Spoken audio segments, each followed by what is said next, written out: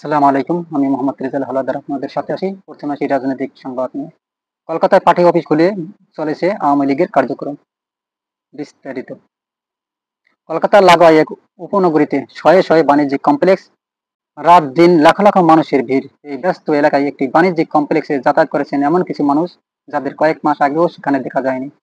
এই নবাগতকের অধিকাংশই চেনেন না আশেপাশের লোকজন, চেনার কথাও না, অথচ তাদের অনেকে মাত্র ১ বছর আগেও বাংলাদেশের সবচেয়ে ক্ষমতাশীল রাজনৈতিক ব্যক্তিত্বের মধ্যে ছিলেন।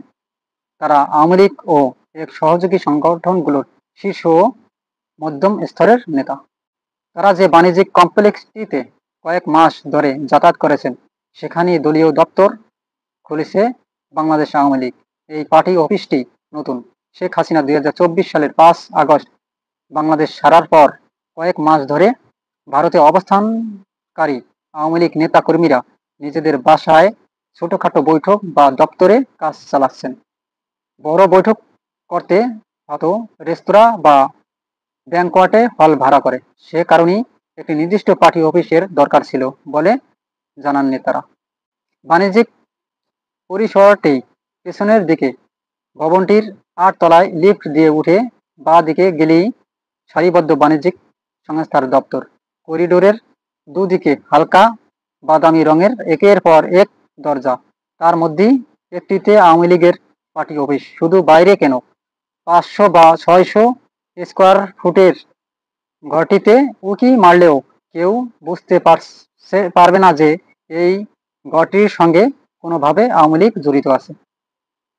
কোনো সাইনবোর্ড শেখ হাসিনা অথবা বাংলাদেশ প্রতিষ্ঠাতা রাষ্ট্রপতি শেখ মুজিবুর রহমান কোনো ছবি কোথাও নেই ঘরটির বাইরে বা ভেতরে। এক নেতা বলেন, বঙ্গবন্ধু বা নেত্রীর কোনো ছবি, সাইনবোর্ড কিছুই আমরা রাখিনি খুব সচেতনভাবে। আমরা চাইনি যে এই ঘরটার পরিচিতি প্রকাশ পাক। এমনকি দলীয় দপ্তরের মতো ফাইল ইত্যাদিও এখানে রাখা হয় না। শুধু নিয়মিত বৈঠকের জন্য ঘর দরকার ছিল। এটিকে আমরা পার্টি অফিস বলি, যদিও এটি একটি বাণিজ্যিক অফিস। আগের সব সংস্কার ফেলে যাওয়া চেয়ার টেবিলই ব্যবহার করি। তিনি আরো জানান, এই দপ্তরে ৩০ থেকে ৩৫ জনের বৈঠক হয়। যদি একটু গাদাগাদি করে বসতে হয়, ছোট বৈঠক এখনো হয় নেতাদের বাসায়। কিন্তু যেসব বৈঠক শতাধিক নেতাকর্মী থাকেন, সেসব হয় রেস্তোরাঁ বা ব্যাংকোয়েটেড হল ভাড়া করে নিয়ে। কারা যাতায়াত করেন পার্টি অফিসে? গত বছরের ৫ই আগস্টের পর বাংলাদেশ ছেড়ে ভারতে চলে আসা আওয়ামী লীগ ও সহযোগী সংগঠনগুলোর অনেক শীর্ষ নেতা এবং প্রাক্তন মন্ত্রীরাই কলকাতায় তার আশেপাশের অঞ্চলে বাসা ভাড়া নিয়ে থাকছেন। এর বাইরে বিভিন্ন পেশাজীবী, সরকারি কর্মচারী, পুলিশ কর্মকর্তা এবং অবসরপ্রাপ্ত সেনা কর্মকর্তারাও চলে এসেছেন ভারতে। মাস কয়েক আগে আওয়ামী লীগের সূত্রগুলি জানিয়েছিল যে অন্তত ৭০ জন সংসদ সদস্য আওয়ামী লীগের বিভিন্ন জেলার সভাপতি, সম্পাদক, উপজেলা পরিষদের চেয়ারম্যান, মেয়র সহ শীর্ষ নেতৃত্বের প্রায় ২০০ জন কলকাতা ও সংলগ্ন অঞ্চলে থাকছেন। এদের কেউ সপরিবারে থাকেন, আবার কেউ কোথাও একসঙ্গে কয়েকজন মিলে একটা ফ্ল্যাট ভাড়া নিয়েছেন। কারো পরিবারের মাঝে মাঝে বাংলাদেশ থেকে এসেও কিছুদিন কাটিয়ে যান। এক নেতা বলেন, এখন সংখ্যা খুব বেশি বেড়েছে তা নয়। দ্বাদশ সংসদের প্রায় ৮০ জন সদস্য এবং আরো ১০ থেকে ১২ জন সাবেক সংসদ এখন ভারতে আছেন। কেউ কেউ এখানে এসে আমেরিকা, কানাডা বা অস্ট্রেলিয়া চলে গেছেন। সহযোগী সংগঠনগুলোর শীর্ষ নেতারাও আছেন কলকাতার আশেপাশে। তারা প্রায় সবাই এই পার্টি অফিসে যাতায়াত করেন। নির্দিষ্ট কোনো সময় নেই, প্রয়োজন অনুযায়ী নেতারা আসেন। প্রতিদিন সবাই আসেন না, মূলত একটি নির্দিষ্ট জায়গায় প্রয়োজন এই পার্টি অফিস। এই পার্টি অফিসের ব্যাপারে সাধারণ মানুষ কিছুই জানে না, সেটাই স্বাভাবিক। এমনকি দলীয় কোনো স্তরের নেতাকর্মীর এর বিষয়ে জানেন তাও স্পষ্ট নয়।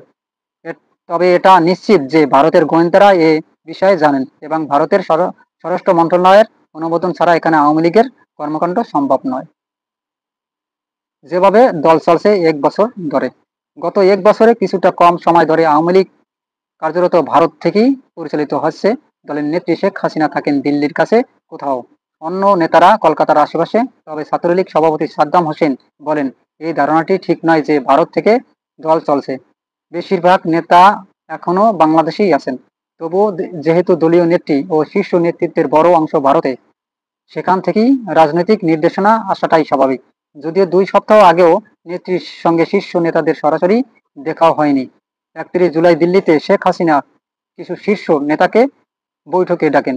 নেতারা বৈঠকের বিষয়ে বিবিসিকে নিশ্চিত করলেও বিস্তারিত বলেননি। এই বৈঠক ছাড়া বাকি সব দলীয় কর্মকাণ্ড চলে ভার্চুয়ালের মাধ্যমে, হোয়াটসঅ্যাপে, টেলিগ্রাম গ্রুপ, লাইভ অনুষ্ঠান ইত্যাদির মাধ্যমে। মাঝে মধ্যে শেখ হাসিনা নিজেও এতে যুক্ত হন। আলোচনায় বাংলাদেশের রাজনৈতিক পরিস্থিতি, মাঠ পর্যায়ের কর্মীদের করণীয় নিয়েও নির্দেশনা দেওয়া হয়। আজ এ পর্যন্তই। যদি ভিডিওটি ভালো লাগে অবশ্যই আমার চ্যানেলটি সাবস্ক্রাইব করুন, লাইক ও শেয়ার করে সবার মাঝে ছড়িয়ে দিন। আসসালামু আলাইকুম।